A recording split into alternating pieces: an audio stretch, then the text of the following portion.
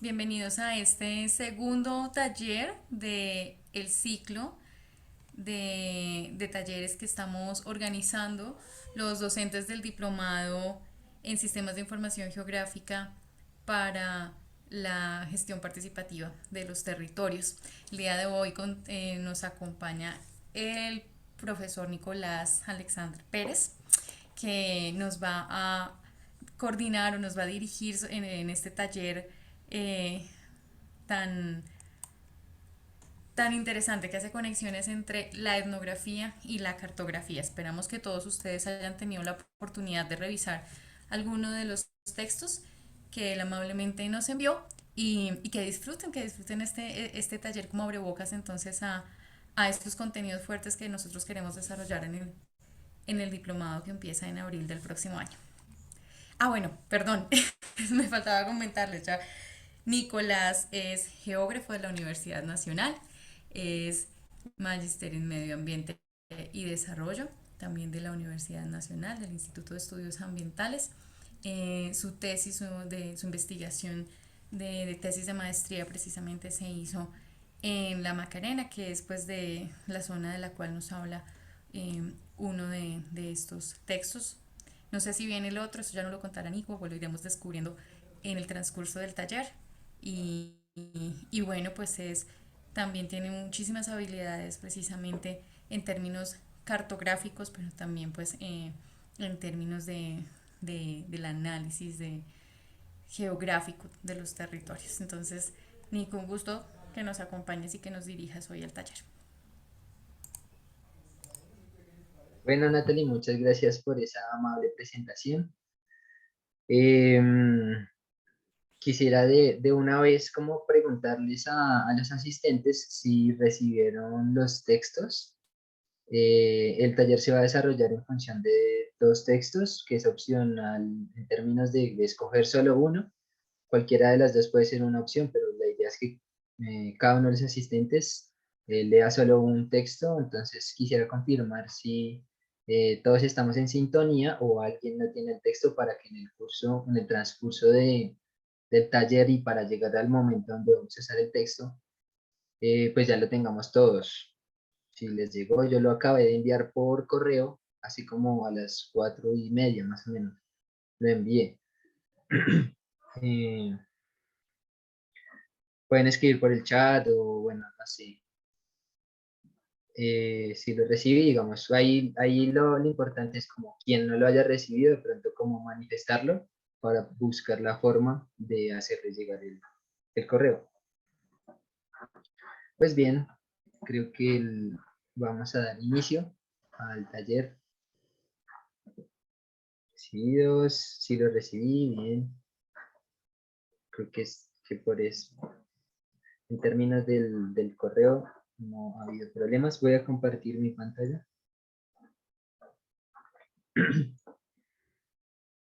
Ahorita me confirman si lo pueden. Ya pueden ver mi pantalla. Sí, Nico, la estamos viendo. Perfecto. Bien. El taller, pues, tiene como una serie de pasos o de momentos. El primero es de donde surge un poco de dónde surge la idea de hacer de tratar este tema o de cómo llegué a hacer esta idea, que es una idea. Luego pasar como por tres momentos que tienen un acervo conceptual que va a ser importante de cara al desarrollo del taller en cuanto pues tiene mucho que ver en ello lo cualitativo y el enfoque humano. De eso vamos a hablar en esas tres etapas. En la parte quinta vamos a ver los insumos que ya han sido enviados, una etnografía a través del YARI, em, las sabanas del Yari, por un antropólogo, que es la tesis de su maestría en antropología de la Universidad Nacional, y una crónica de un libro de Alfredo Molano, llegando desde Tumaco hasta Puerto Manglares en Nariño. En ese momento les voy a explicar la dinámica para que cada uno de ustedes desarrolle en función del texto un análisis y si nos alcanza el tiempo, y en función de las personas que estamos acá, poder socializar alguno de los resultados que cada uno de ustedes ha construido en sus casas. Y por último, unas reflexiones finales de para qué y para qué sirve esto y qué no es. Bien, ¿de dónde surge la idea? Hay una preocupación personal, como un interés personal de entender la representación dentro del ámbito de la geografía. Nosotros no es que profundicemos mucho teóricamente sobre la representación, sin embargo es importante en cuanto hacemos unas abstracciones de, por ejemplo, de la superficie de la Tierra y de los fenómenos sociales o culturales que se presentan en el espacio, y de ahí la importancia de cuestionarnos o de cuestionarme yo la representación. Eh, Vamos a darle siguiente. El normal, este es un dibujo o una forma de representar que se enfoca en lo inteligible, en lo que nosotros podemos a través de líneas graficar y hacerlo entendible para otros que son comunes o que son iguales a uno, ¿sí? Y se enfoca sobre todo en una proyección. Hay un humano que está proyectando un objeto, en este caso un sólido. Ese sólido tiene un ancho, un alto y un profundo, y lo que quiere hacer él es tratar de proyectar ese sólido a través de un plano. Esa es una forma de entender la representación que busca lo inteligible, busca poder transmitir algo así como tal cual lo ve a través de un papel o de un plano y de unas líneas, ¿sí? Entonces busca esa proyección. Pero la capacidad de representar puede enriquecer o simplificar la realidad observada y en ese sentido también la realidad imaginada. Eh, de alguna forma he llegado como al tratado de entender que la representación es lo que nos permite a nosotros pasar de lo imaginado a lo concreto, de algunas ideas a lo concreto, sea a través de dibujos, sea a través de textos, sea a través de algo más plástico, una escultura, yo qué sé. Eh, de ahí la representación del espacio, en términos de lo cartográfico y de lo geográfico, pues es relevante y es importante no solo verlo como algo muy euclidiano que se hace a través de cartografía, de mapas, sino que tiene una diversidad de formas. Normalmente se nos presenta como eso, como proyecciones, los mapas, ¿no? Como una proyección de la superficie terrestre, de las montañas, de los ríos. En este caso de una perspectiva, este dibujo que estamos viendo a mano izquierda, en arquitectura se llama una perspectiva. También hay otras formas un poco más sistemáticas de representar el espacio, que es a través como de las vistas de planta, como nosotros siempre vemos los mapas. Pero por otro lado, hay otras formas, diría yo, hay otras formas de representar el espacio, como pueden ser los sonidos, ahorita que están en auge los paisajes sonoros, o los textos, como lo vamos a ver ahorita, los sabores, los olores, no sé, las formas más creativas de representar el espacio. Y allí no solo hay objetividad, no solo hay una cosa material que se puede medir, sino también hay parte de lo subjetivo, ¿sí? De los valores propios que le asigna la gente a los espacios donde discurre su vida, donde tiene relaciones también con otras personas. Entonces, bueno, por un lado está esa preocupación por la representación y el espacio y lo que les hablaba, ¿no? Como que el espacio no es una cosa vacía, sino que pues allí, en esa interacción del humano con su entorno, pues hay una visión del mundo. Esta es un, ¿cómo le podríamos llamar? Una perspectiva que fue una portada de un periódico muy famoso en Estados Unidos que se llama La Vista del Mundo de Steinberg.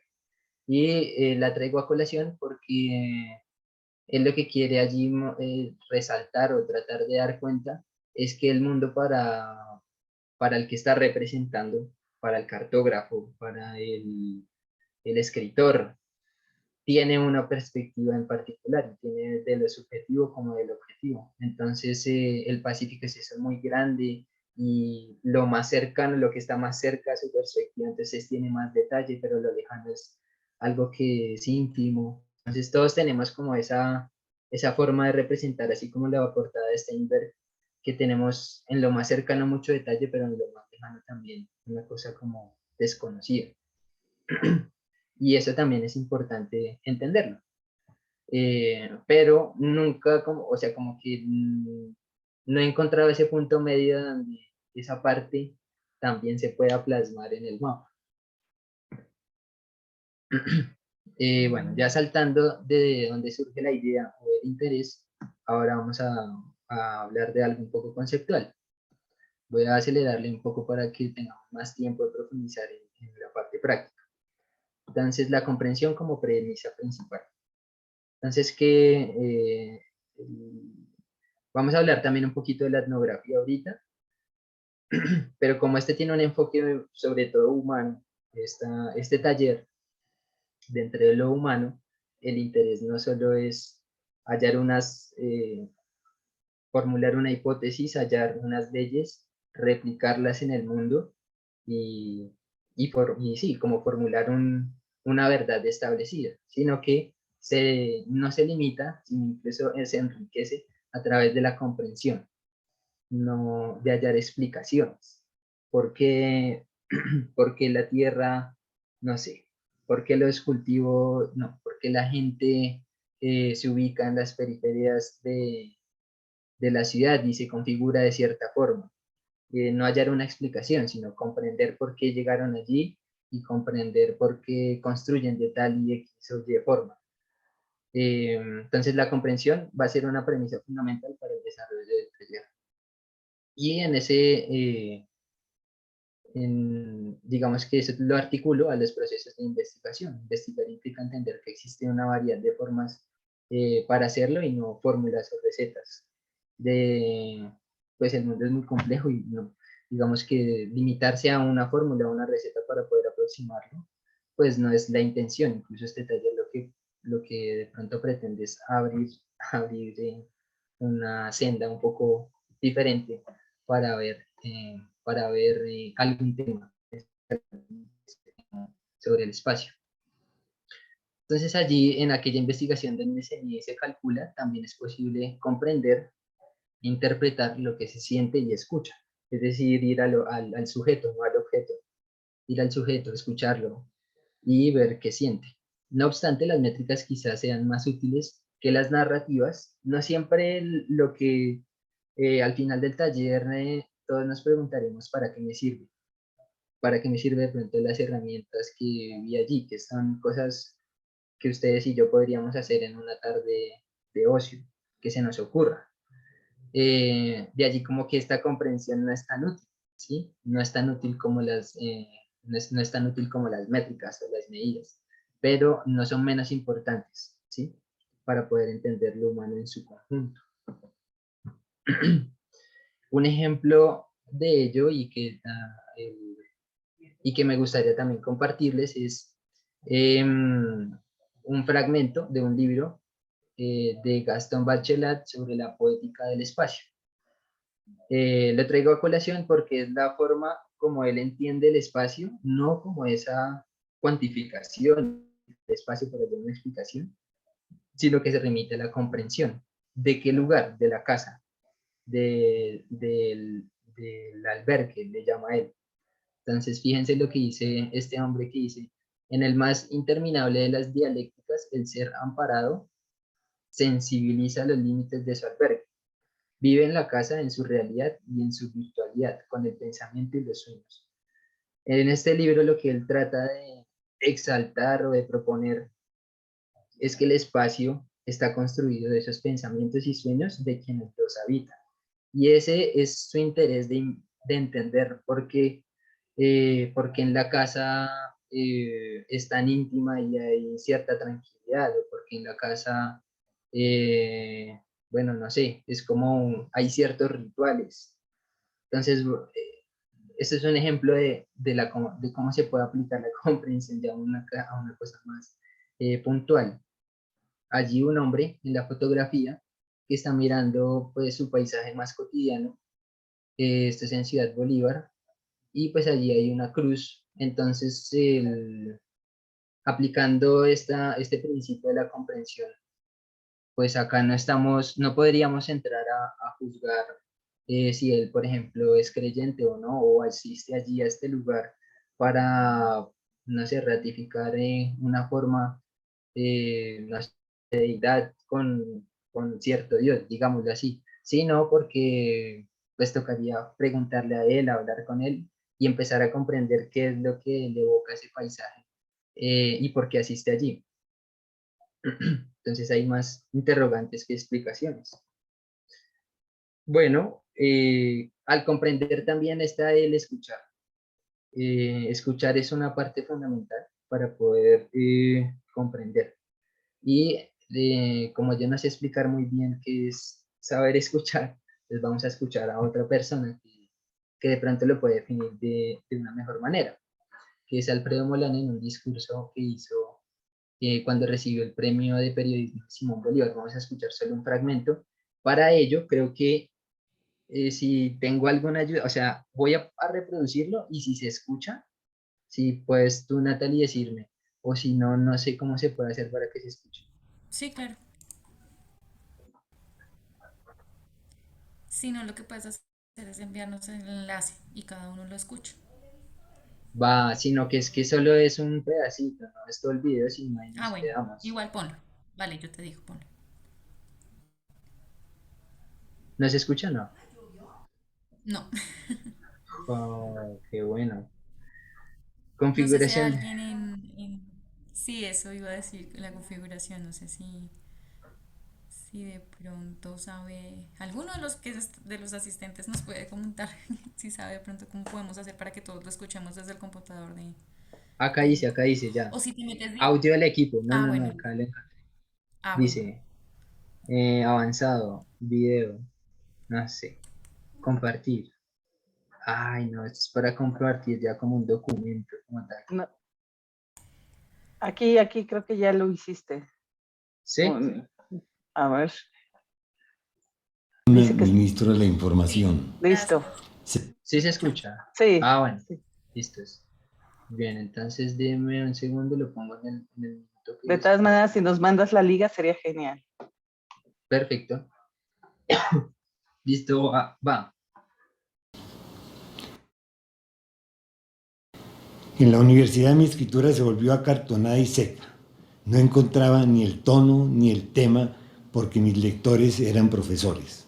La excepción fue un manifiesto iracundo de protesta contra la muerte del compañero Carvalho, asesinado de un tiro en la frente por los servicios secretos.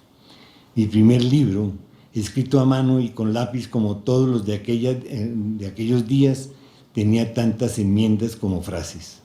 Contaba mi encuentro con los ríos del Piedemonte, con las guerrillas y con la coca.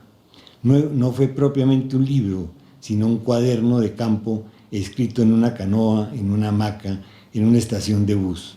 No buscaba contar, sino contarme.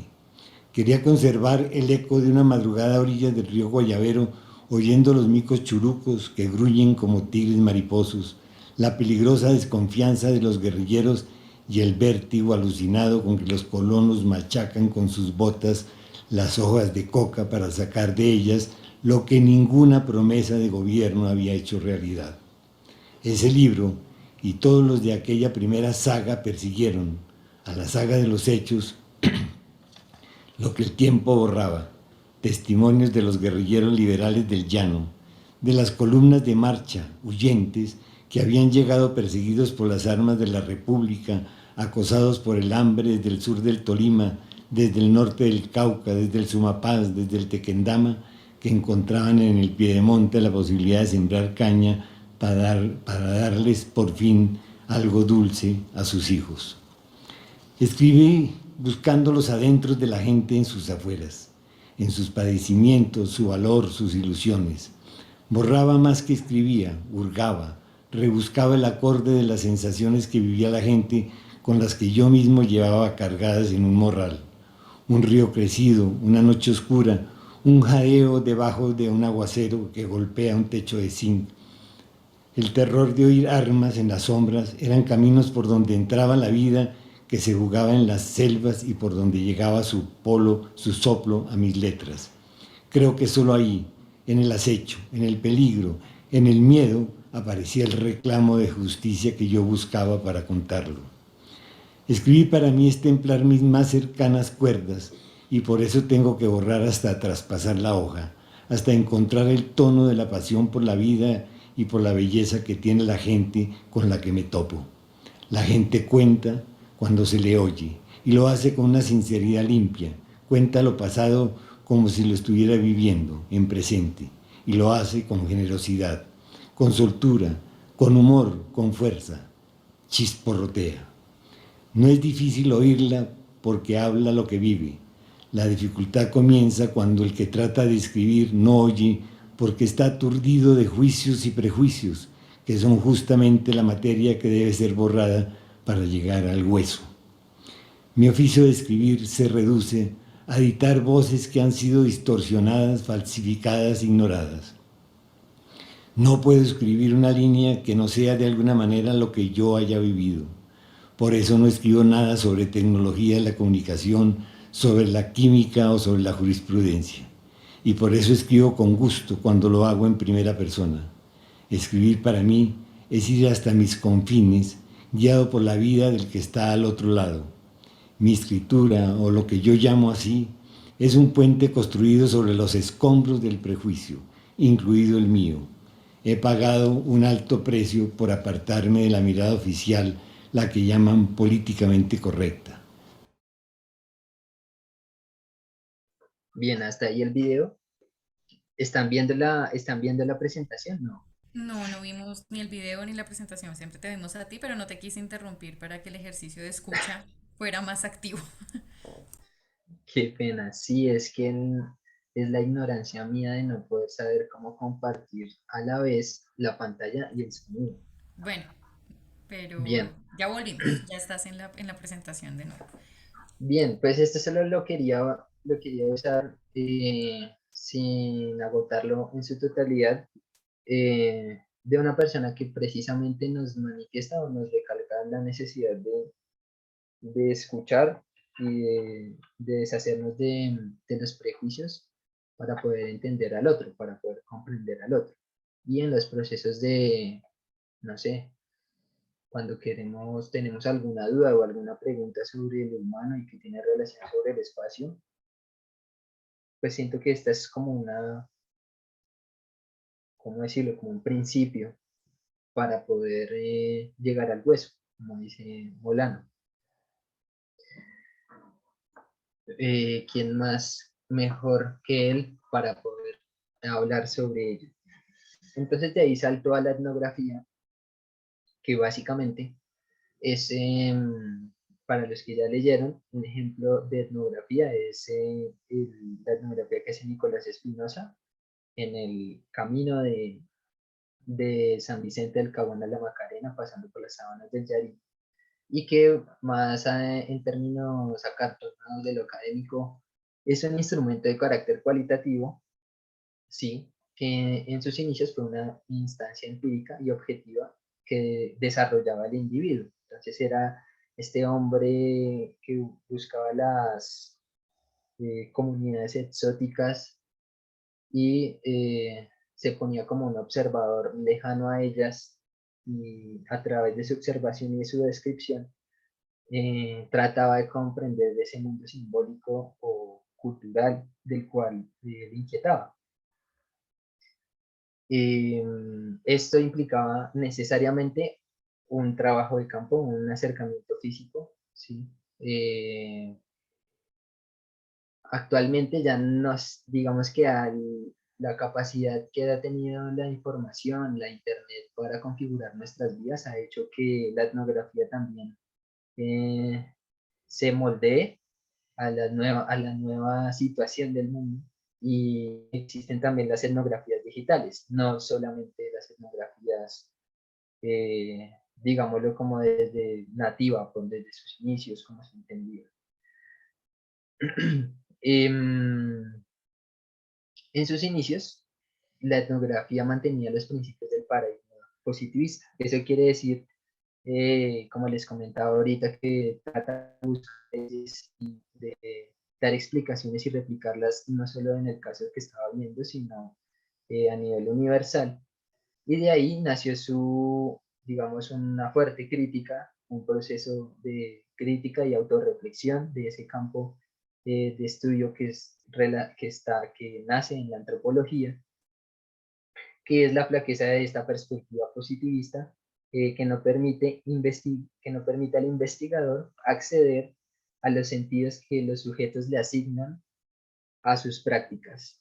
Entonces, esta búsqueda de la explicación le negaba al mismo investigador participar de momentos, por ejemplo, de ocio o momentos, no sé, familiares de la comunidad, y se negaba precisamente a entender esos sentidos que le daba la misma comunidad que estudiaba, y lo limitaba. Entonces, de ese paradigma positivista dentro de la etnografía, se salta a una perspectiva naturalista que zanjó un rumbo un poco más integral, de ese proceso de la descripción de una comunidad de exótica, para entender su mundo simbólico y sus códigos, a través de la observación, y más adelante a través de la participación incluso, ¿sí? De la participación.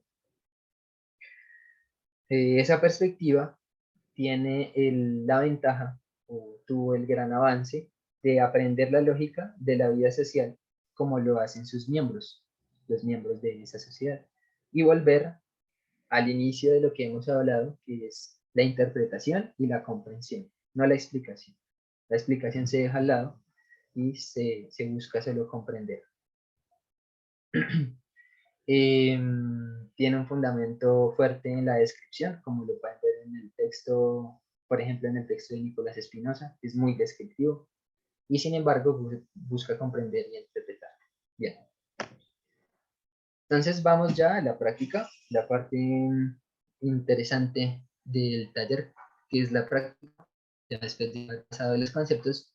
Para ello necesitamos unos instrumentos básicos que yo espero que tengan en sus casas. Entonces, es una hoja blanca, puede ser de tamaño carta, donde puedan escribir y dibujar, un lápiz. Hola, Natalie, ¿te vas a decir algo? No. No, yo no encendí el micrófono.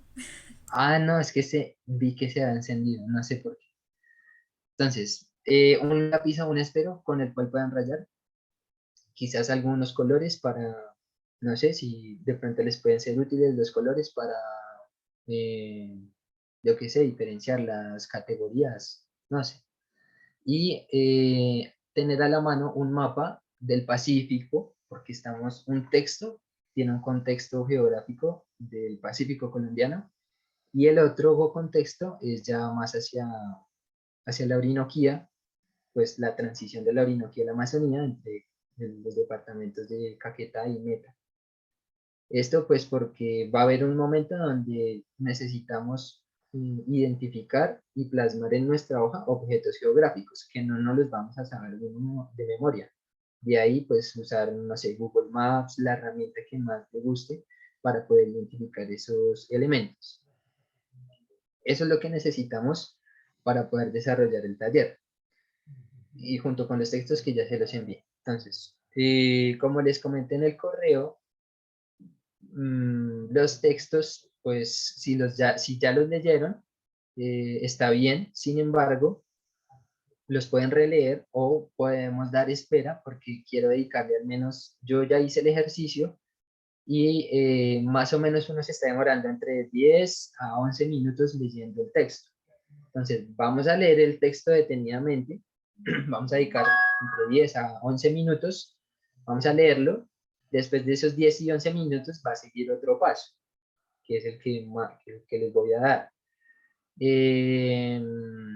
Yo tenía pensado leer uno de los textos como para que no nos quedemos 10 en silencio, pero no sé cómo lo prefieran. Yo sé que esto del internet es como mal para la interacción, pero si alguien quiere hablar, opinar o propone algo nuevo, pues sería chévere.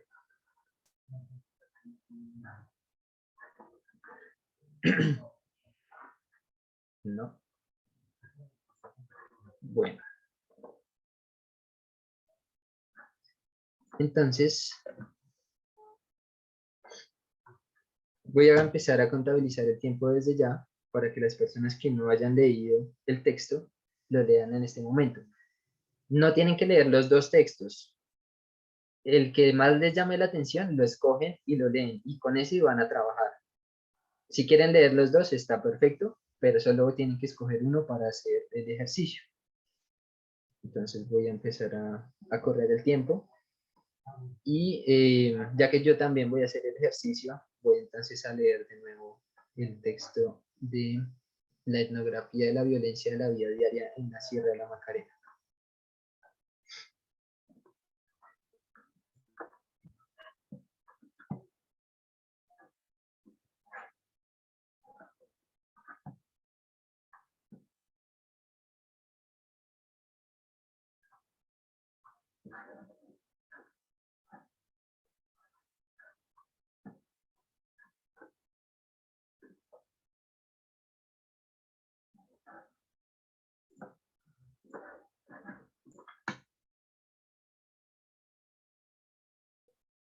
Dice, política de vida y muerte, etnografía de la violencia de la vida diaria en la Sierra de la Macarena.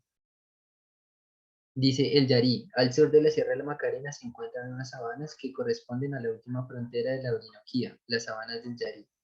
Rodeadas de selva amazónica, el camino que va de San Vicente del Caguán a la Macarena atraviesa un buen trecho del Yarí. Se transita por una difícil carretera construida por la guerrilla a la que nadie le hace mantenimiento. Natalie, ¿tú me quieres acompañar en la lectura para no sentirme solo? Claro que sí. Entonces, pues, si quieres leer la primera página y yo la segunda, o como. Perfecto, listo. Bueno. Entonces dice, el grupo de soldados que avistamos acampan en unas caballerizas. Ven acercarse el jeep, en el carro y a diferencia de los retenes que uno encuentra en carreteras cercanas a las grandes ciudades, donde los soldados saludan, son amables y se presentan, estos soldados se muestran hoscos, no saludan y solo ordenan que nos bajemos, abramos las maletas y nos separemos hombres de mujeres. Desde los corrales algunos militares gritan, indicándole al teniente que pida a todos la libreta militar, para que quien no la tenga se quede con ellos de una vez. Un cabo me pregunta por qué no hice el servicio militar. Me interroga sobre mi viaje y le dice al teniente, mejor que lo dejemos acá prestando servicio y no que se ingrese al frente Yarí. Los soldados ríen con ironía, volvemos allí y seguimos nuestro camino. El Frente Yarí que mencionaron de soldados es uno de los frentes más recientes de las FARC, que fue creado una vez terminó la zona de despeje en el año 2002. Muchos hombres y mujeres de otras regiones y otros frentes que se encontraban aquí fueron reunidos y puestos al mando del bloque oriental de las FARC, el cual organizó con ellos un frente que tiene por jurisdicción una enorme zona que comprende los llanos del Yarí. Dada la cualidad de sus comandantes, pues fueron traídos a la zona de despeje en cumplimiento de misiones político-militares, de este frente se dice en la región que es un frente de los duros, y deben serlo, pues a pesar de la intensa ofensiva militar, hacen presencia activa en toda la región. Es así que a la media hora de superar el retén militar aparece un miliciano y detiene el jeep. Es un tipo muy alto y delgado, armado con una pistola y vestido de negro. Hemos llegado a un lugar poblado y pregunta a todos nosotros quiénes somos, para dónde vamos y quién nos conoce allí. Pregunta al chofer si ha visto al ejército y el conductor le cuenta que sí, que media hora antes los hemos visto en las caballerizas. El miliciano bromea con él preguntándole, ¿y si el ejército le interroga dónde está la guerrilla, usted les cuenta? Y el chofer le dice con desparpajo que sí. Desde hace años la guerrilla ha dicho a la gente que no nieguen la presencia del movimiento. Si el ejército pregunta si estuvimos aquí O si hemos pasado, digan que sí. No tienen por qué negarnos. Es algo que me aclara una señora que viaja con nosotros. La fórmula se hará efectiva en los kilómetros y horas siguientes. Integro varias cosas en mis notas mentales. En primer lugar, la observación meticulosa del paisaje, las fincas, los helicópteros que sobrevuelan, las inmensas sabanas, las vacas que pastan despistadas, los guerrilleros que se ven a la distancia. En segundo lugar, el registro sensorial de todo lo que pasa, las conversaciones que se suceden en el jeep, los imprevistos del viaje y los siempre previstos, como son las enterradas en las montañas de barro, los retenes de la guerrilla, el ejército y el daño mecánico que nunca falta. Y en tercer lugar, todo lo anterior lo ubico en los mapas que llevo conmigo para darle una dimensión geográfica a mis notas mentales. Un mapa es del Instituto Geográfico Agustín Codazzi. Otro es un mapa del conflicto elaborado por la Vicepresidencia de la República. Y un tercero corresponde a una fotografía satelital. Geografía dinámica podría llamar al ejercicio que realizo. Ver lo que se ve, experimentar lo que pasa y no encontrar nada de eso en mis mapas. Según los cartógrafos del Agustín Codazzi, la carretera por la que vamos no existe. Los caseríos que pasamos tampoco. Y la Macarena no se llama la Macarena, sino el refugio. Mi otro mapa, los mapas de conflicto de la Vicepresidencia de la República, son igual de precisos. Consideran que la efectiva acción de las Fuerzas Armadas han sacado corriendo a la guerrilla del Yarí y sus alrededores. Debo confesar, eso sí, que el más ajustado de mis mapas es la foto satelital, pues a diferencia de los otros mapas, en este sí se ven las carreteras que cruzan por el Yarí, y que hay fincas, y que hay una distribución espacial cercana a los ríos que evidencia presencia guerrillera y su normativa en la tenencia de la tierra. Sigue para que no rompamos el párrafo, si te parece. El miliciano nos ha despedido y alguien más se cuelga de nuestro jeep. Viaja con un niño que es recibido dentro del carro. Seguimos nuestro camino. Media hora después, en medio de la gran sabana, en la intersección que divide el camino hacia la Macarena y hacia la Tunia, se ve un grupo de guerrilleros. Una guerrillera nos hace el pare y se acerca.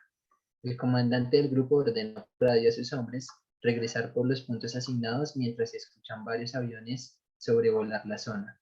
La guerrillera mira con inquietud mi estampa y la de mi acompañante y pide nuestras billeteras. Retira el dinero de allí, nos lo entrega y lleva las billeteras al comandante, quien nos solicita bajarnos del jeep. Es un tipo barbado, no muy alto y tendrá sus 35 años. Habla pausado y, aunque seco, en sus apreciaciones se esfuerza por aparecer amable. No se presenta, pero nos saluda de mano y nos pregunta quiénes somos, qué hacemos, para dónde vamos y, cómo no, quién nos conoce. A todas las preguntas respondo con seguridad, pero nos advierte. Esta es una zona muy peligrosa, no olviden llevar con ustedes las cartas de recomendación. El comandante saluda por igual a los demás viajeros, no conoce al conductor y le pregunta por sus conocidos. Se tranquiliza al saber que es hijo de Don Guille, un viejo campesino de una vereda cercana. Nos deja ir, pero un daño mecánico hace su aparición en el peor momento. Quedamos varados en medio de la sabana, sin árboles donde protegernos, a pleno rayo del sol, junto a un grupo de guerrilleros y con varios aviones sobrevolando de forma amenazadora. Con pericia, el chofer arregla en algunos y eternos minutos el cable que se soltó y seguimos el camino. Más adelante nos encontramos con otros dos guerrilleros. Tienen un semblante aburrido y sentados de forma perezosa, los fusiles a su lado, las piernas estiradas y la mirada al horizonte. Están a las puertas de una vieja casa de tabla al lado de la carretera. Escuchan vallenatos que emite la emisora de la guerrilla Radio Resistencia. Saludan al chofer sin levantarse. Hablan con él un par de cosas mientras un pasajero se queda allí. Los guerrilleros se dan cuenta de mi presencia y su parsimonia cambia. Se me acercan curiosos. El ritual inicia de nuevo. ¿Quién soy? ¿Para dónde voy? ¿A qué me dedico? Y cómo no. ¿Quién me conoce? Los despacho rápido, indicándoles que, además, esta no es la primera vez que paso por este camino. Nunca antes un guerrillero me ha pedido mi libreta militar. Debo explicarles que no presté servicio y que a todos los mayores de 18 años nos exigen libreta militar para firmar contratos, estudiar y alguna otra diligencia que no recuerdo. Sin problema me señalan que más adelante, a un par de kilómetros y donde la selva amazónica marca su frontera con el Yarí, está el ejército. Regresan a su banca y le suben el volumen al radio.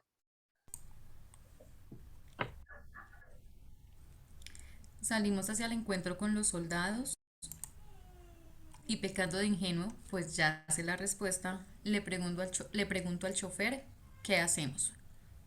Si nos preguntan, decimos que hemos visto guerrilleros. Pues claro que sí, exclama. No se puede uno poner a enredarse con versiones raras. Así son las cosas por acá. Y sí, así son las cosas por acá. La triple frontera. El Yarí, la Macarena, el Estado colombiano. Voy nervioso y ya siento el cansancio del viaje. Hemos avanzado más de la mitad del camino, pero nos falta la otra mitad. Una vez se supera el Yarí, la selva hace de la carretera una vía imposible. Pero no es eso lo que me preocupa el encuentro con el ejército. Claro, el chofer se preocupa más por la carretera que por el ejército, pues según me cuenta, por todos los caminos de la región el panorama es el mismo: guerrilla, ejército, preguntas, requisas. En cambio, la carretera lo inquieta más, puesto que por donde transita hoy es probable que mañana el barro no lo haga posible. Y dicho y hecho, una vez la carretera retoma la selva, en un potrero, un centenar de soldados corren hacia nosotros. La avanzada detiene el jeep. Un soldado pregunta de dónde venimos, para dónde vamos. ¿Ha recogido a alguien por el camino?, le pregunta al chofer. No, venimos todos de San Vicente, responde. Nos hacen bajar, separan hombres de mujeres y nos requisan con violencia. Los soldados ya han tomado posiciones, rodean el jeep y hacen guardia varios metros adelante y atrás. La mayoría se amontona junto a una cerca y desde allí nos miran. Parecen cansados. Tienen en los rostros una mirada intensa. Están mojados de arriba abajo. Los oficiales no se identifican, pues estamos en el área, y en el área los oficiales no se identifican. La guerrilla en especial les dispara a ellos. Un grito nos lleva a una fila, y de una patada un soldado separa mis piernas y me requisa con desespero. Pero salgo bien librado. Mis acompañantes campesinos son casi desnudados, les hacen quitar las botas en busca de cicatrices que los identifique como guerrilleros y sin camiseta les tocan la espalda buscando las marcas de un morral pesado como el que suelen cargar los insurgentes. De entre los soldados se me aproxima uno, me quita mi sombrero y me pide mirarlo a la cara. Durante un minuto me mira a los ojos. Le sostengo la mirada sin demostrarle la molestia que siento por la forma como nos tratan. No sé hasta qué punto la presencia del Estado me hace sentir más seguro en las márgenes del mismo, pero siento más miedo aún, y es el miedo el que me hace guardar mi rabia y guardar prudencia. No es momento de realizar reclamos, no estamos en terrenos del Estado de Derecho, estamos en el área, y en el área estamos en guerra. El soldado retira su mirada y parece que se ha aprendido mi rostro. No podría olvidar el de él. Es igualito a un primo mío que alguna vez también fue soldado. Me pregunta el motivo de mi viaje a la Macarena y le digo, voy a visitar familiares. Miro a los otros militares y aunque me siento intimidado, detrás en sus rostros veo también miedo, ansiedad y caras conocidas. Algunos se parecen a mis viejos amigos del colegio y los recuerdo porque en su mayoría son rostros jóvenes, son más jóvenes que yo. Nos hacen bajar las maletas del jeep al barro y de nuevo otra requisa. Es la segunda del día, la quinta para los pasajeros que vienen desde San Vicente. Dos soldados mayores, más viejos que el resto, se me aproximan. No le ponen mucho cuidado a mis pertenencias y me preguntan si he visto a la guerrilla. No sé qué decirles. Si los he visto, me compromete. Me compromete si les digo que no, pero alguien dice que sí, también me compromete. Sí, vimos unos guerrilleros, no me detengo a señalar cuántos, hace unos 20 o 30 minutos. Los soldados pusieron caras serias y muy rápido se dirigieron a otro militar. Ordenan detener la requisa y ordenan al chofer a cuadrar la carga e irse rápido. Siguen insistiendo. Un par de maletas se caen, nos subimos al jeep y arrancamos. Le pregunto al chofer si es normal que los soldados sean así agresivos. Eso cuando están en el área y hay combates son muy bravos, responde. ¿Y la gente no se queja, no dice nada? Le pregunto. ¿Eso quién dice algo? ¿Que les cuesta matar a alguien y ponerle un uniforme? Y cuenta que hace un mes, en otro camino desde Yarí, unos soldados detuvieron su jeep, sacaron a toda la gente y los tendieron en el suelo. Rompieron los forros de las puertas, abrieron las sillas y buscaron como locos armas y coca. Es más, me asegura que en caso de haber dicho que en el Yarí recogimos al señor que va con un niño, los soldados lo hubieran dejado ahí mismo. Es que así son las cosas por acá, insiste. El camino se hace más lento. Ha oscurecido.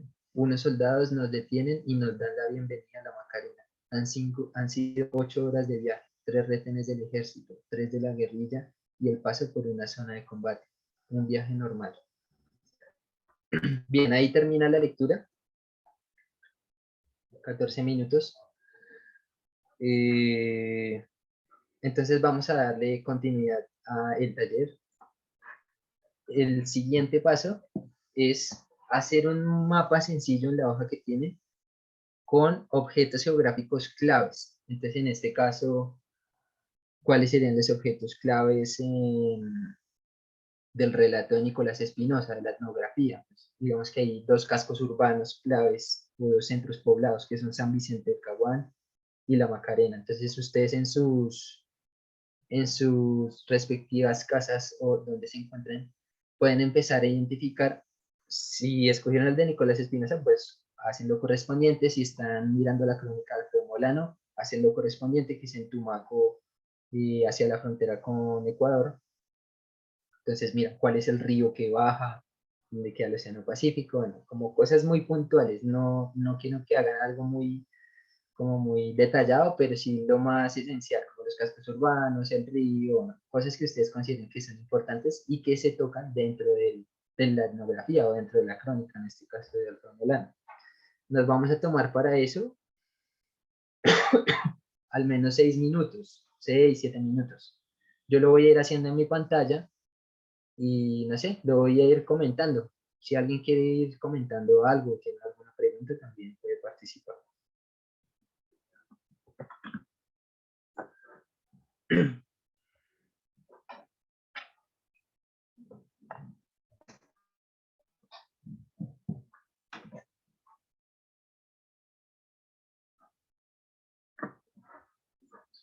Bien, entonces acá tenemos San Vicente, digamos.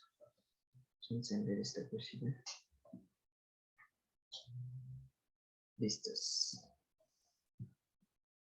Entonces, acá.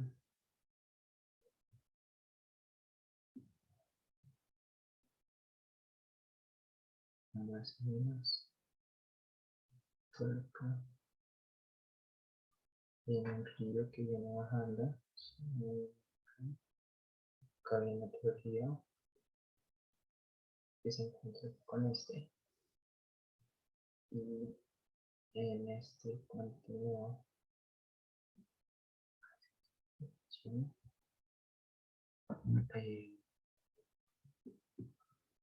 Este río de acá.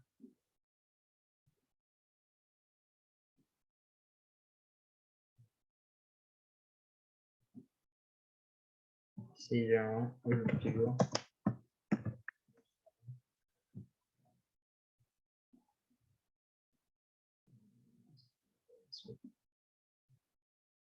En itálico.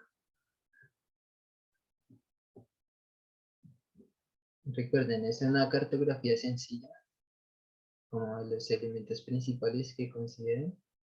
Yo estoy acá haciendo la mía para que todos la vayan viendo y como que no sea algo como tan impersonal, digamos así, como que cada uno esté trabajando, pues sería chévere que cada uno pudiera verse qué está haciendo. Pero bueno, este es el río Guayabera.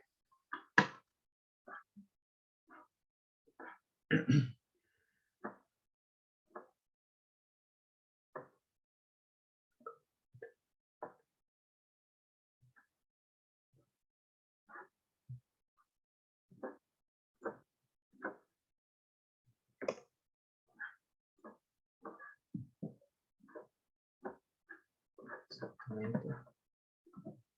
Bien, acá entonces hay una vía que conecta San Vicente con la Macarena.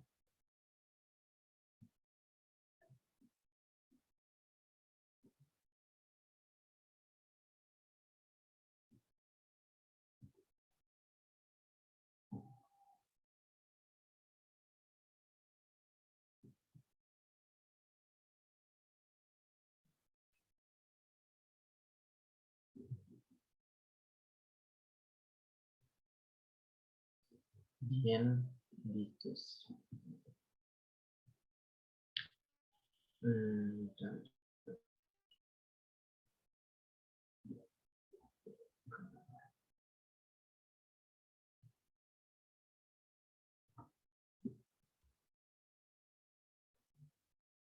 Van 3 minutos y medio.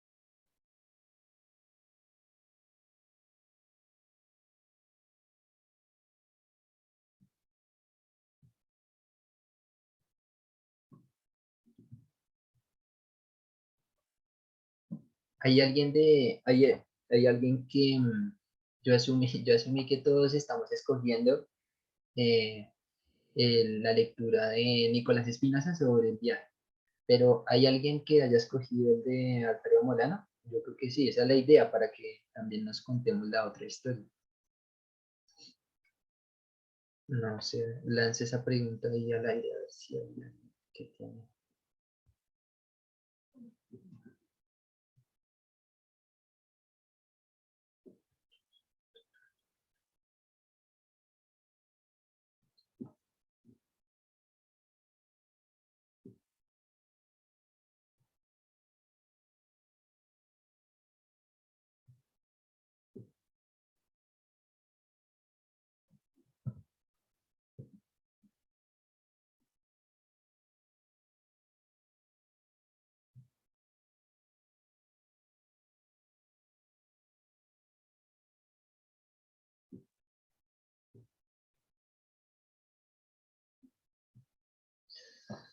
Listo, nos queda un minuto para terminar el dibujito que estemos haciendo.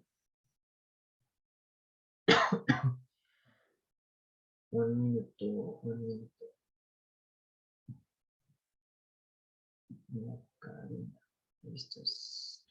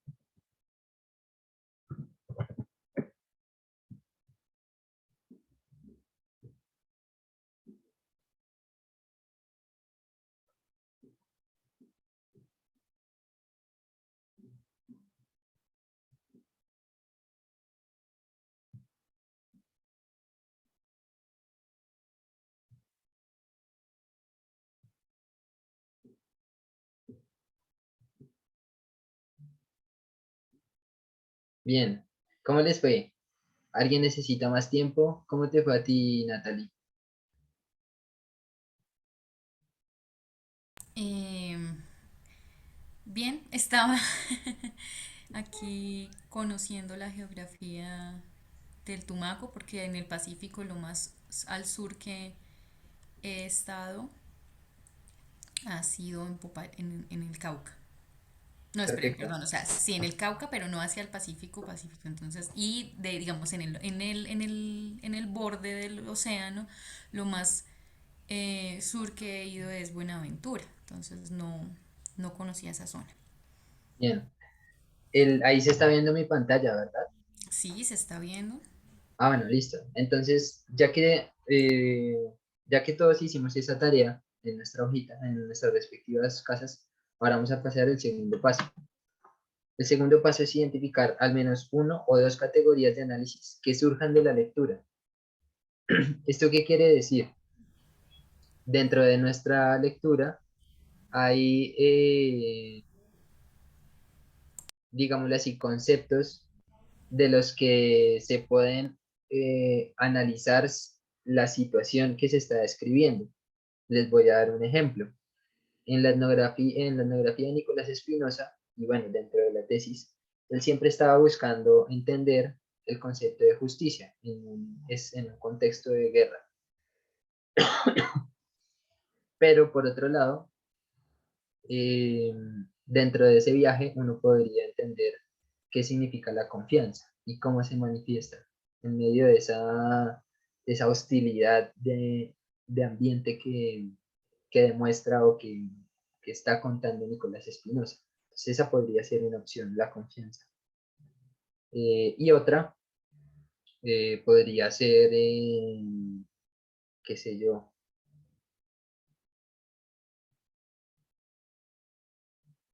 no sé, puede haber otra categoría ahí inmersa que puedes, o sea, que es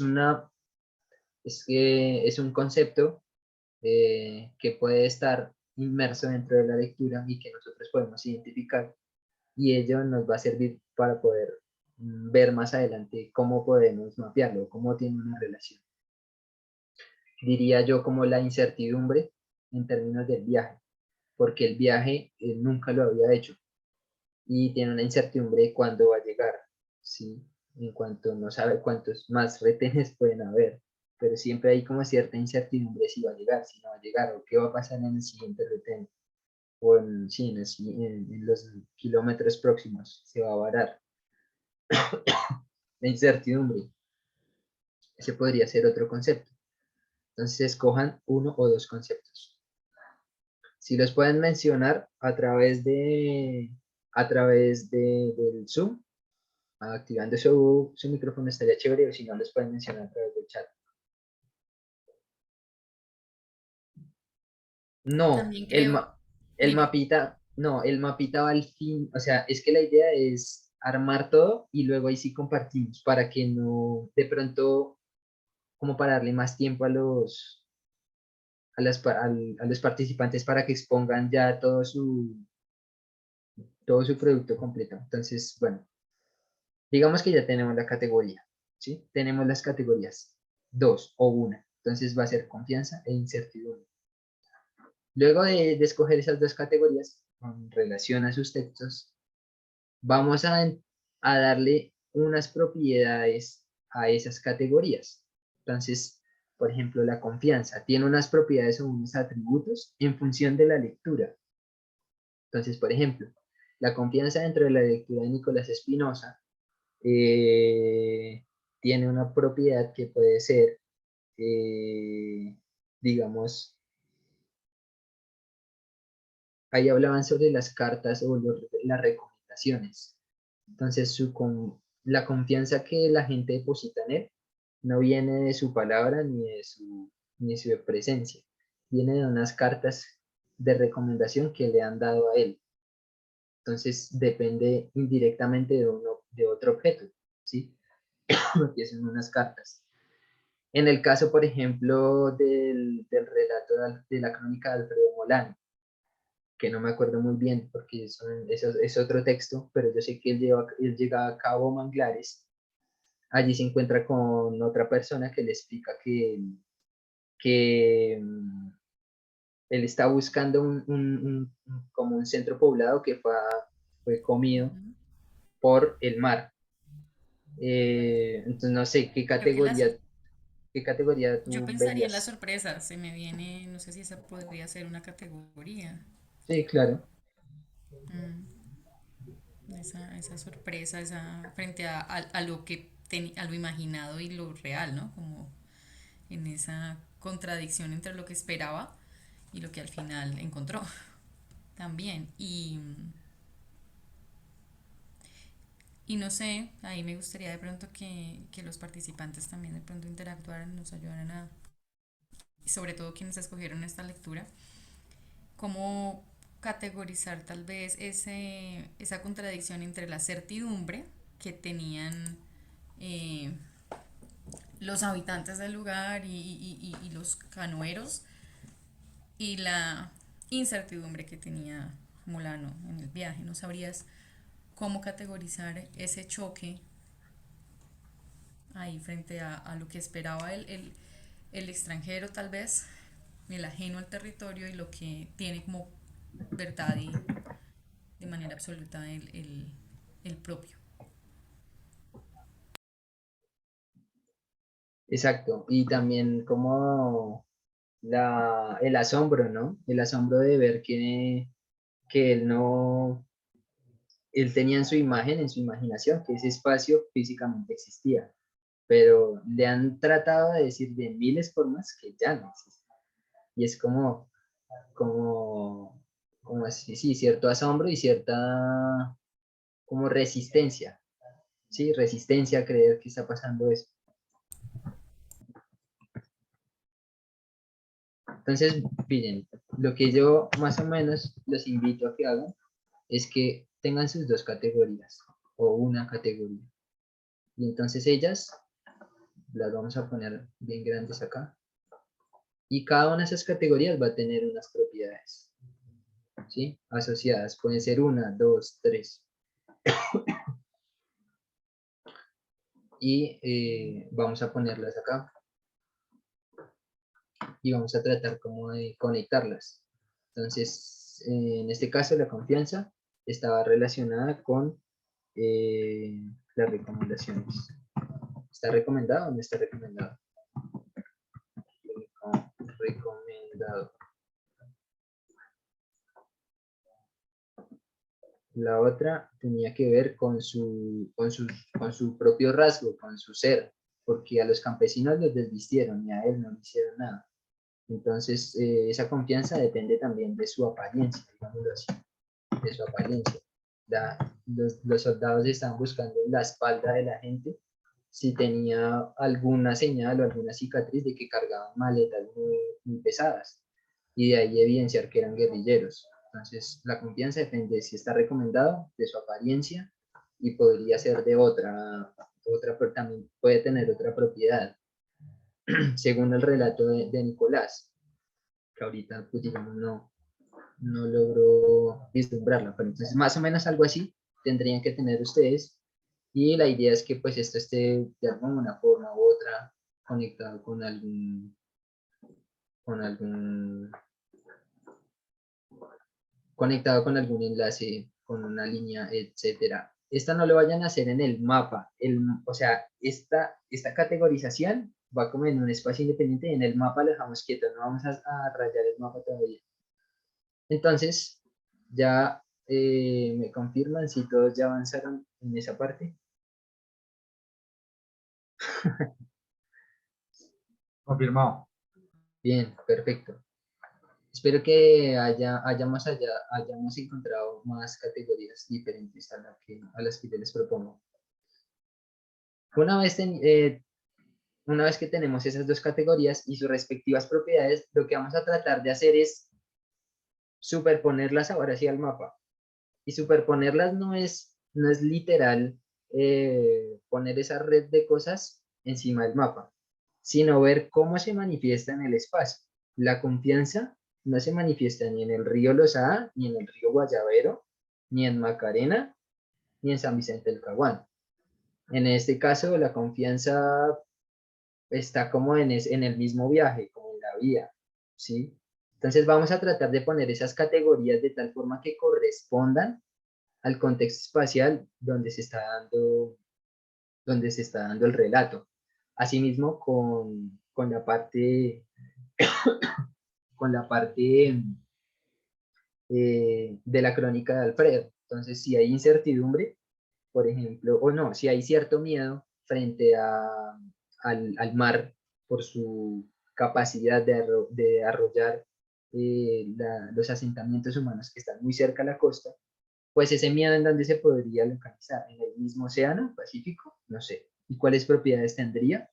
Entonces, eso es a lo que yo les quiero invitar. Entonces, ya hallaron sus categorías, cada categoría tiene unas propiedades, y ahora vamos a tratar de que correspondan el mapa, ¿sí? Ahí sí vamos a rayar el mapa de base, por encima vamos a tratar de poner nuestras categorías y propiedades.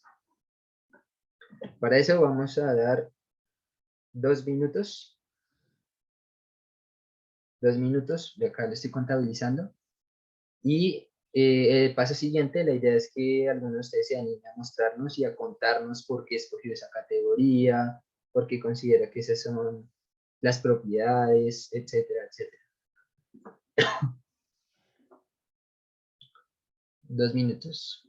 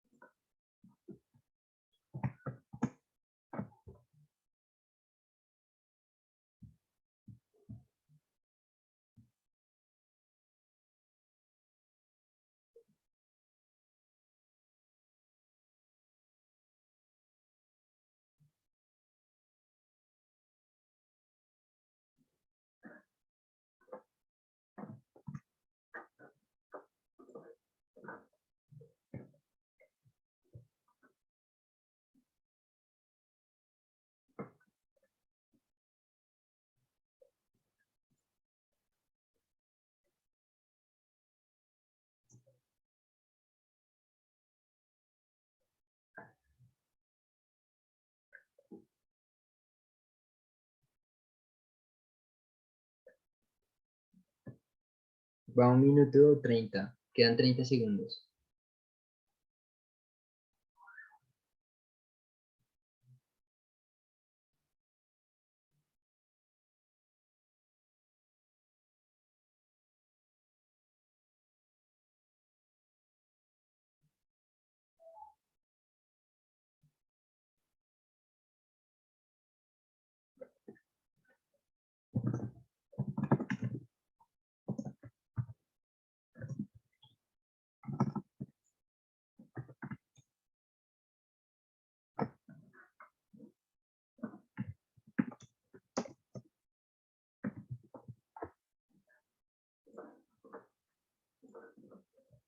Bien, ya terminó el tiempo.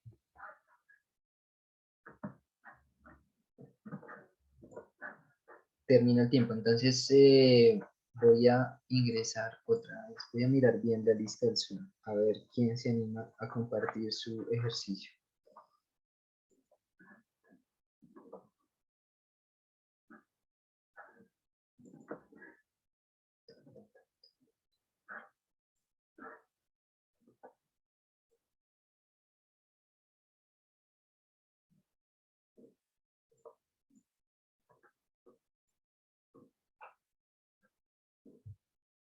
No sé por qué no puedo mirar.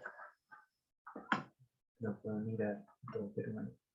Entonces, no sé quién quiera de forma voluntaria mostrarnos, digo yo, como lo están haciendo en un papel, lo que yo haría es como mostrar mi papel de esta forma, mi hoja, y explicar cuál es mi entorno, cuáles son las categorías y por qué las ubiqué de esa forma. Como tratar de explicar en un minuto, no sé. ¿Quién se anima? O está muy complicado el ejercicio, no sé. Yo me puedo animar. Chévere, Juan, muchas gracias. ¿Qué tal? ¿Cómo les va? Bien,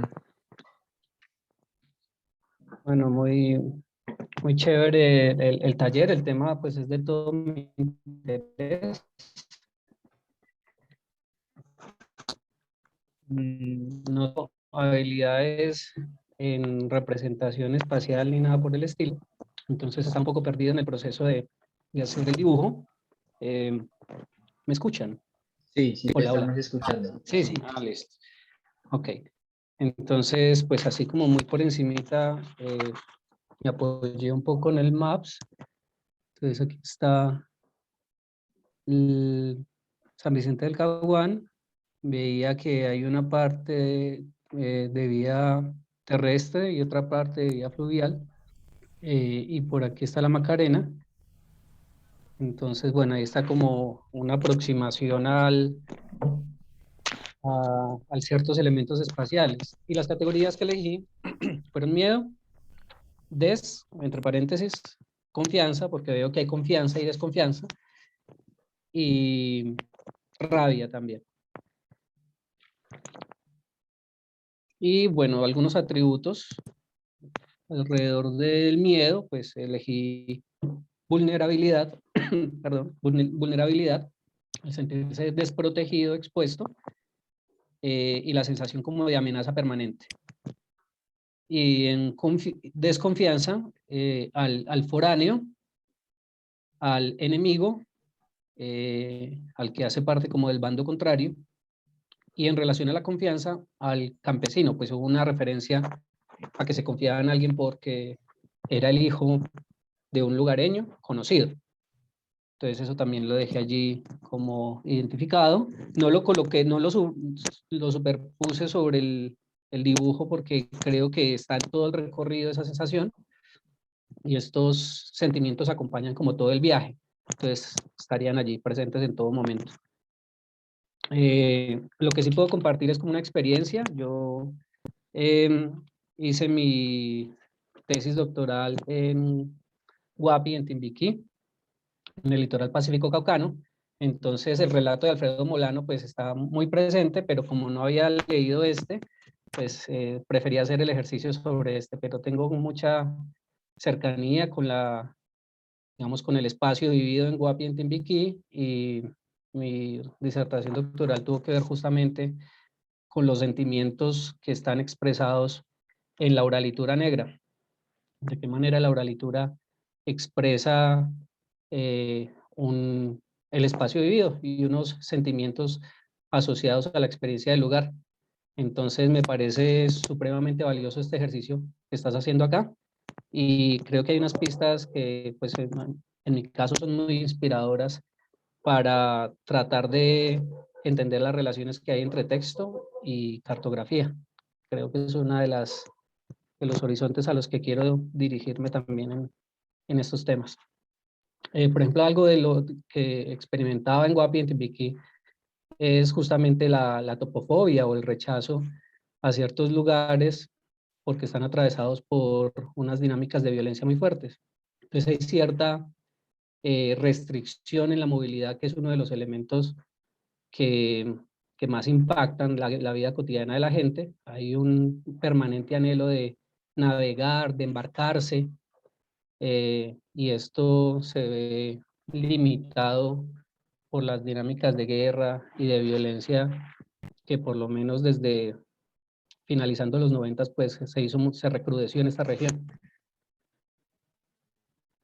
Así que bueno, los sentimientos siguen siendo, las sensaciones, las emociones, algo que no es menor, y buenísimo pues que este tipo de espacios se den. Muchas gracias, Juan Gabriel. Qué chévere poder, no sé, como incentivar a profundizar como en este puente que podemos trazar entre el texto y el espacio. Entonces, no sé quién más se anime a compartirnos su reflexión sobre la práctica. Buenas noches. Sí, buenas noches. Giancarlo Emanuel, ¿verdad? Hola. A ver. Hola. Ok. No sé si hay que mostrarlo. Sí, chévere, chévere si lo muestras. Pues, no tengo acá casi buenos colores, Está pero perfecto, pues, ¿no? lo Está hice con perfecto. el texto de Nicolás. También por la cercanía de trabajo con la Orinoquia y la Amazonía.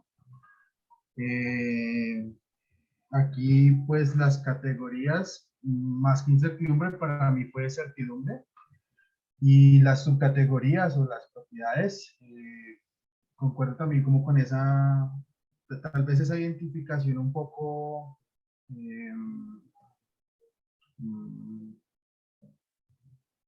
no sé, de uno de la perspectiva de hombre que ve guerra y conflicto en todo lado. Una de esas subcategorías, pues, es el enemigo, o sea, como identificarlo. La otra subcategoría, como esas fronteras invisibles. Y la otra subcategoría es la verdad.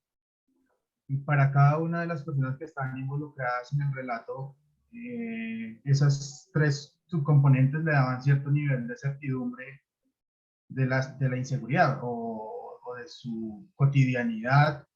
El poder decir la verdad hacía parte de la cotidianidad de unos, pero tal vez para uno de citadino que pueda tener algún tipo de expresión diferente, ante esta realidad a la que uno no está acostumbrado, pues tal vez para uno sea mejor a veces no decir la verdad o viceversa. Entonces creo que la categoría de la verdad también juega mucho con la certidumbre que uno tiene de moverse en estos espacios, y pues más o menos hacia eso fue mi ejercicio.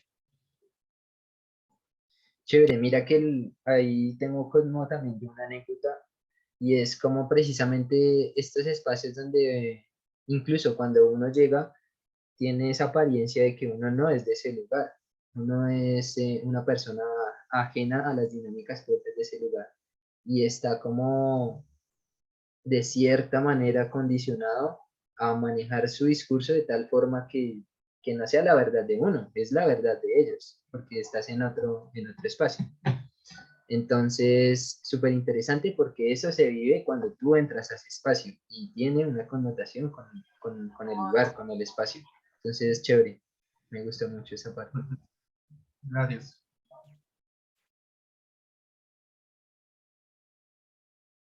Natalie, tú quieres compartirnos, ¿verdad?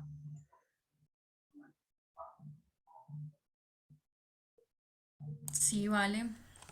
Chévere, chévere. Em, Les comparto, a ver si lo que les decía, yo no conozco bien esa zona del Pacífico, a ver si entendí el recorrido que hizo Alfredo Molano de Tumaco, porque es que parecía que en su descripción el recorrido por el río había sido mayor que por el mar, entonces estaba confundida con eso, pero bueno, si fue así, fue acá, entró al río Mira Pero y... tú, Natalie, ¿tú estás mostrándonos tu cámara?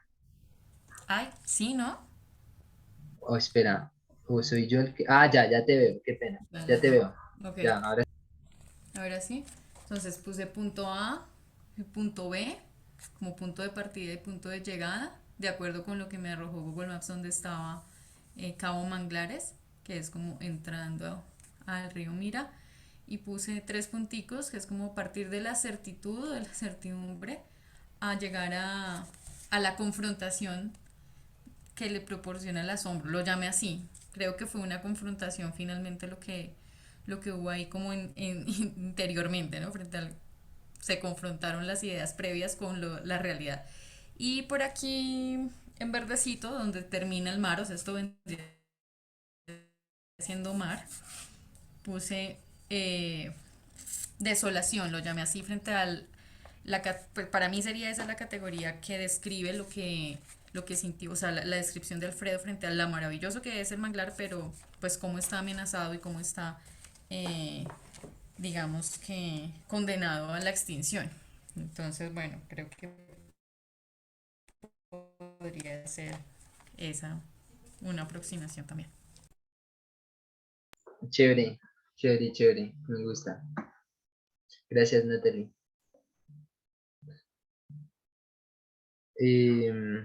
Bueno, no sé quién más se anime.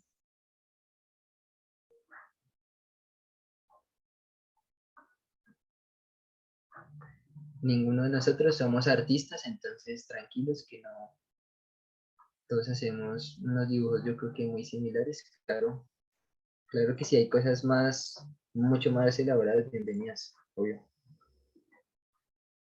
Y pues no sé, si, si no hay más personas que se animen a compartir de pronto el ejercicio, pasamos a algunas reflexiones y ya, cerramos ya el taller.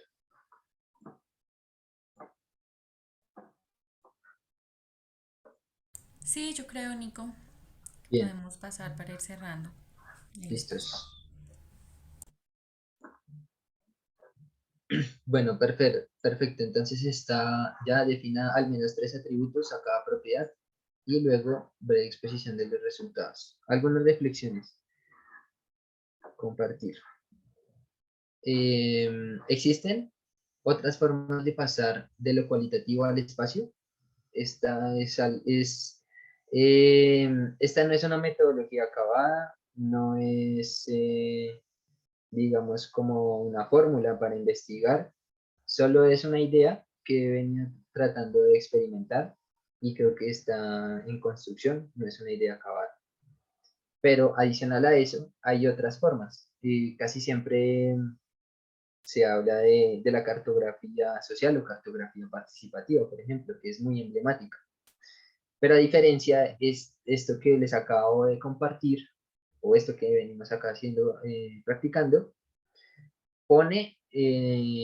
no pone el espacio como preámbulo para la comprensión y para su comprensión y estudio. Entonces, fíjense cómo nosotros primero partimos del texto y de una capacidad del observador de abstraer su entorno, describirlo con ciertas impresiones, percepciones, y a partir de ello, ahí sí tratar de ver cómo se relaciona con el espacio. La cartografía social participativa arrancamos al revés, arrancamos primero desde un espacio, incluso a veces aparece una hoja en blanco, ni siquiera hay un mapa, una hoja en blanco y empezamos pues a describir los objetos o el tema de interés. Entonces, eso se diferencia de esta forma. Y que esta forma de análisis o esta forma de abordar el espacio no es un punto de partida para su planificación, sino precisamente es para comprender cierto tema, ciertas cualidades de interés que se plasman en el espacio y que se convierte como en una dialéctica, ¿no? Entonces ya, ¿qué implica decir la verdad o no decir la verdad? ¿O qué implica la verdad cuando entramos a ciertos territorios? ¿Mm? Pero partimos siempre, en este caso, del texto del espacio. Recordarles que este taller hace parte de una serie de otros talleres que se van a venir desarrollando. Creo que este es el penúltimo. Faltaría otro para este año y el otro año hay otros más. Y cumplen el objetivo también de invitarlos a que cursen el diplomado en Sistemas de Información Geográfica para la participación, para la gestión participativa de los territorios, que oferta el Instituto de Estudios Ambientales, del cual Natalie, por ejemplo, es docente, yo también soy docente. Espero que haya sido claro. Ahí está mi correo por cualquier pregunta y nos vemos en una próxima. Sí, última cosita, contarles que el próximo taller es el 15 de febrero. Ese es el último taller, precisamente. Entonces, para que estén pendientes también de las redes del grupo de Espacio, Tecnología y Participación, que es el grupo de investigación que viene desarrollando este diplomado desde hace más o menos unos 6 años ya, y que se ha adscrito al Instituto de Estudios Ambientales hace unos 2 años. Entonces, el próximo lo va a dirigir el docente Orlando Martínez. Se titula Información alfanumérica para la representación participativa del territorio. Entonces, esperamos contar también con su asistencia. Y bueno, pues que también nos vayamos como animando cada vez más. Si vuelven a los talleres, que pues también se animen a contarnos sus experiencias y sus resultados en estos. Muchas gracias, Nicolás. ¿Puedo agregar algo? Perdón. Sí, claro. Sí, mira, lo que pasa es que yo trabajo como coordinador académico de una facultad de ingenierías en la Universidad de la Gran Colombia, seccional Armenia, y allí tenemos el programa de Ingeniería Geográfica Ambiental.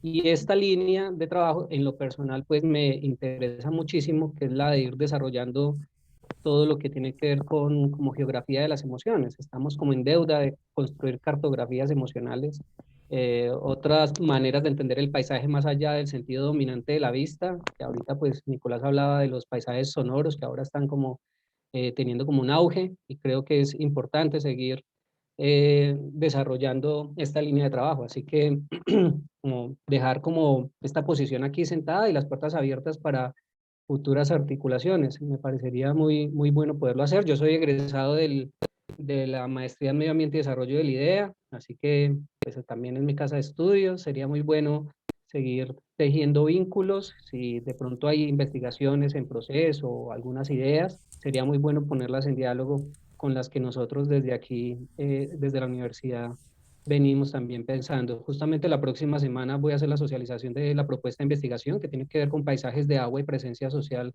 Quiero trabajar desde esa perspectiva de las cartografías emocionales, así que sería buenísimo poder dialogar sobre esto.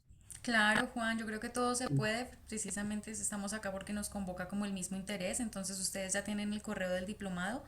Escríbanos, nos compartes por favor la información, las fechas de la presentación que nos comentas, Juan Gabriel, y si pues Perfecto. están de acuerdo también la podemos como rotar entre la lista de la base de datos que tenemos.